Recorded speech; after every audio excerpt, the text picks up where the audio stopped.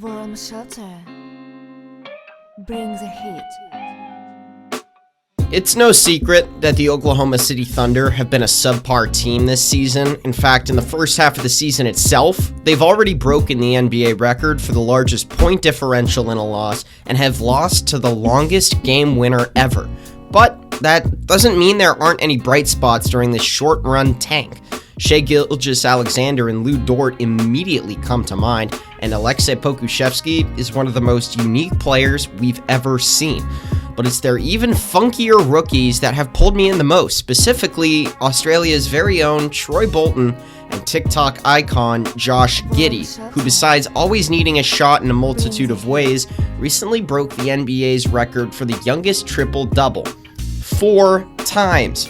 He's the first, second, third, and fourth youngest player to ever record a triple-double. And as I speak, Josh Giddey's averaging 12.4 points, 7.8 rebounds, and 6.4 assists, but on 47.8% true shooting. Now, the efficiency isn't eye-popping per se, but he's gotten better each and every single month and stuffs the stat sheet on a nightly basis. And overall, he's on pace to join Ben Simmons, Magic Johnson, and Oscar Robertson as the only rookies to ever average 10, 7, and 6. That's elite company. And when you watch him, Giddey's very funky yet savvy on-court play will have you understand why Oklahomans and many other NBA aficionados are salivating over his play so far as the youngest player in the NBA. Why so? Let's get right into it. Warm shelter. Bring the heat.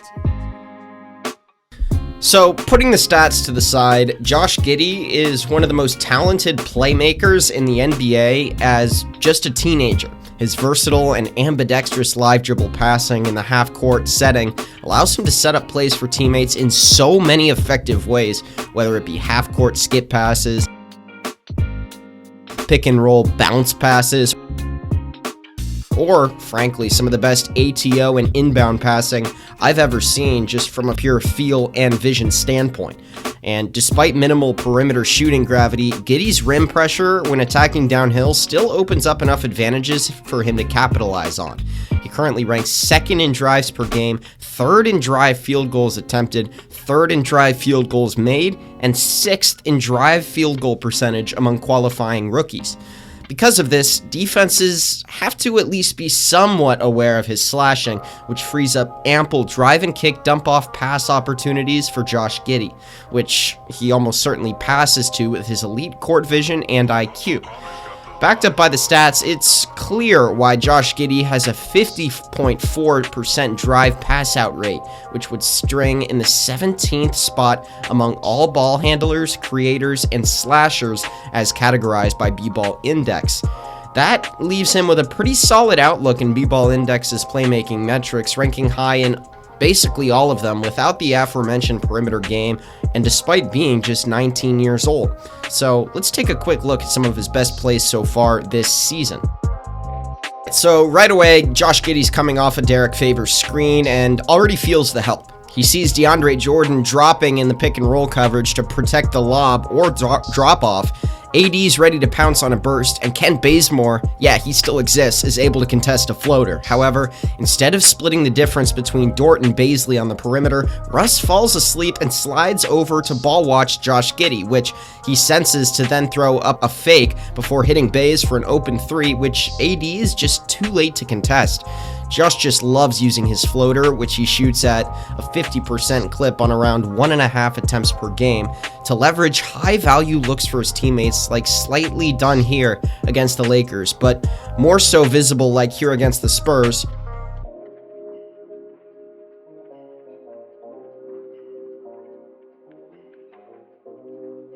And in a game against the Jazz.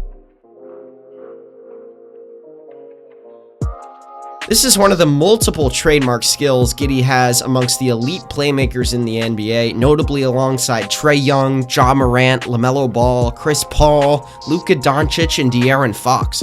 Coming back to this Lakers game though, Giddey gets a rather lumber screen and splits 2 defenders here, but is quickly hedged by Dwight and trapped. However, Giddey recognizes Carmelo Anthony is forced to guard 2 players at once on the weak side and has to commit to one of them, so Giddey has the option to give it to either Favors or laser a much tougher cross-court pass to Poku.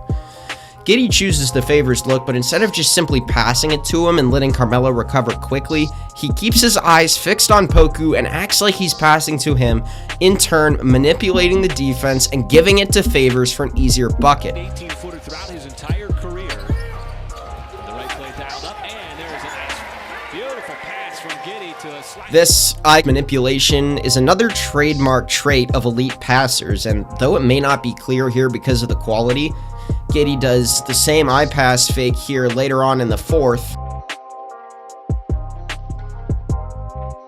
against Golden State to get Jordan Poole confused.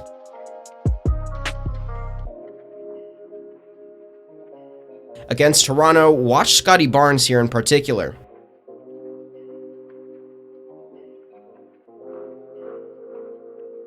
Oh, and right here again, using hesitations, fakes, and all sorts of stuff to get both Poole and Wiggins jumping for joy before wrapping it around to JRE for 2 points. It may not be the flashiest thing in the world, but it's these little things that make scoring opportunities even the tiniest bit easier to separate good from great playmakers. And side note, his inbound passing is insane for a 19-year-old. Like, I can't tell you how many times I've just been starstruck watching him. Just watch his reaction here when he immediately sees Luka's back turned on a potential game-changing possession. He recognizes it immediately, singles with Kenrich Williams, and places the ball to where only he could catch it on the cut before realizing he's even there himself. Next level court vision and anticipation from a teenager really on display all the time from Josh. Josh's overall passing versatility is honestly incredible. Like, he can make literally any pass in the book, from those downhill wraparound passes to pick and roll bounce passes, cross court overhead passes, half-court lasers.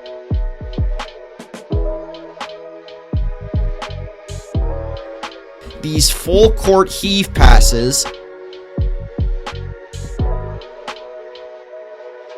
And just some absurd, very creative stuff like this absurd live dribble spin-off, dump-off pass. I mean, what even is his decision matrix like during these plays? It's all of that, and the fact that he's also one of the better defensive rebounders in the NBA that makes him such a deadly playmaker. He ranks 7th in defensive rebounds, 1st in offensive rebounds, and 6th in total rebounds per game among guards. And recently had a game in which he recorded 18 boards. Guys, that's the youngest teenage guard to ever do that in the history of the league. And not to mention, he's also the youngest guard to ever reach 400 career rebounds.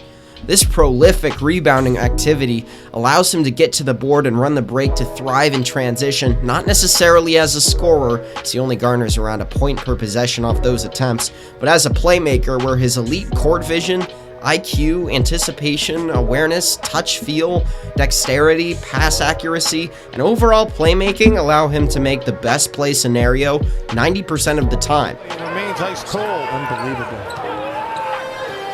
Gilgeous-Alexander, and This is somewhat reminiscent of what Russ did during his tenure in OKC, where his teammates would box out for him to get the defensive rebound and attack in the open court. Now, don't get me wrong here. I am not saying Josh is anywhere near what prime Russ was in transition, but the comparisons are there, and it came to the mind for just a second. But he's not a perfect playmaker, though, and I don't think he's quite yet capable of being the lead facilitator for a team, and there's a difference there. And while he's undoubtedly a top 10 passer in the NBA, you can't just say the same thing about his overall playmaking. right now, Giddey's not really someone who creates and forces defensive errors, but more so capitalizes on lapses in the defense. Let's look at his teammate, SGA. His threat to pull up from anywhere inside half court, along with his all-time slashing, bends and collapses defenses, creating defensive errors on which he capitalizes. Giddey, however, rather finds tiny lapses and makes the most of those with his incredible passing skill, and that's why he's still great. It's not something that a primary creator can engineer an offense with, and it's why SGA is the lead playmaker and not Giddey. Yet. That's because he isn't a shooter whatsoever, nor does his rim pressure totally collapse defenses in a way that Shaw or even Ja does.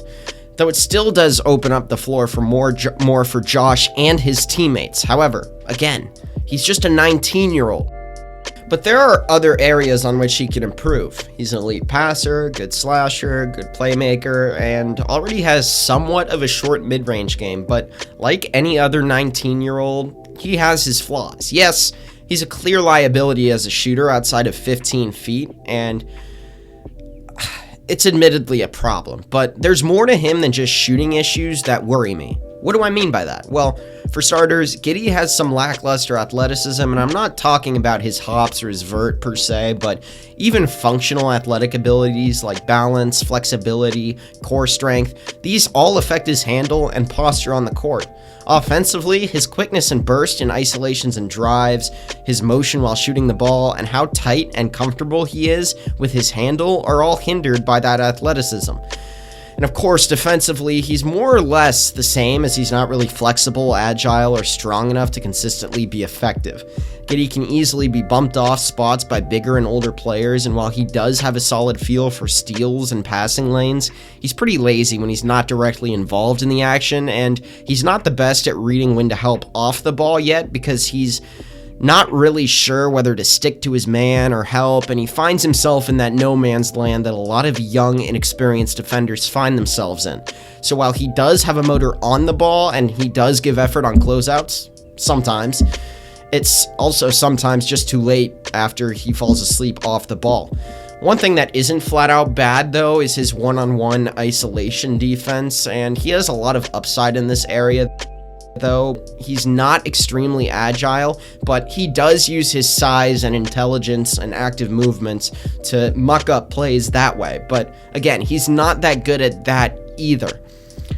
Because of all of this, I view him as a clear negative on the defensive side of the ball right now, with the upside to one day being neutral or even best case scenario slight positive. He just has to get stronger, more dynamically flexible, and translate his awareness and IQ that he has on offense to mucking up plays on defense. Though I do think that a positive defensive impact is achievable with his intelligence.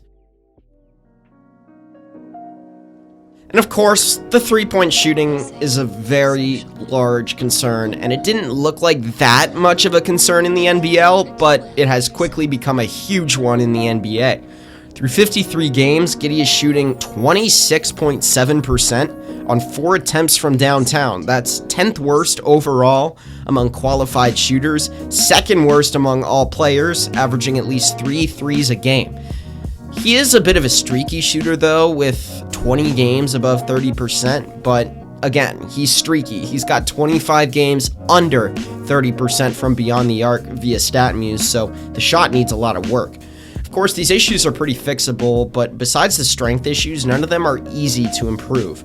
And his weaknesses are severely hindering him right now. He's one of, if not the, most inefficient volume scorer in the league right now, ranking bottom 10 in basically every measure of efficiency. And he doesn't really mesh well alongside other slashers and ball handlers because he doesn't really provide much off the ball. Note, he is still obviously a terrible shooter, so those fit questions are well documented, but again, he's a rookie, and most first-year players, especially guards, tend to struggle to make a positive impact right away. Giddey has already shown flashes of off-the-dribble flair, notably in the triple-double game he had against Dallas. And his touch around the basket does promise potential as a good free throw and maybe solid perimeter shooter one day.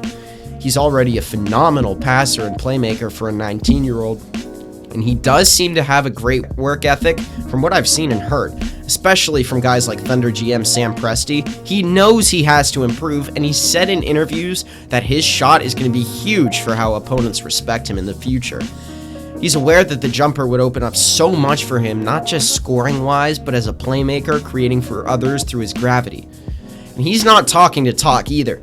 Giddey has already started working on his shot with Mike Wilkes and will continue to work on that shot in the offseason. That awareness, maturity, all shows at such a young age and is a huge sign for what could follow for Giddey. And I think that's already showing at a point this season in which he should be hitting a rookie wall. Josh is only getting better as he's averaging 14.5 points, 8.5 rebounds, and just under 7 assists on 51.8% true shooting, including 53.1% on 2-point shots in 2022. And he's been doing all of this all season, despite having the worst spacing around him in the league, according to B-Ball Index. In conclusion, I'm still very optimistic about Josh's end result as a prospect down the line, and if he can improve those functional athletic strengths, that flexibility, that strength, and of course the motor, his jump shot, that should all benefit his two-way play immensely. And combined with his great creation upside, Josh could very possibly be an all-star, all-NBA player, or maybe, just maybe if everything goes right in Oklahoma, an MVP candidate one day. Hey there, thank you so much for watching this video. If you liked it and want to see more like it, click on any of the 2 videos on your screen. If you want to support the channel, consider hitting the like button and hitting the subscribe button.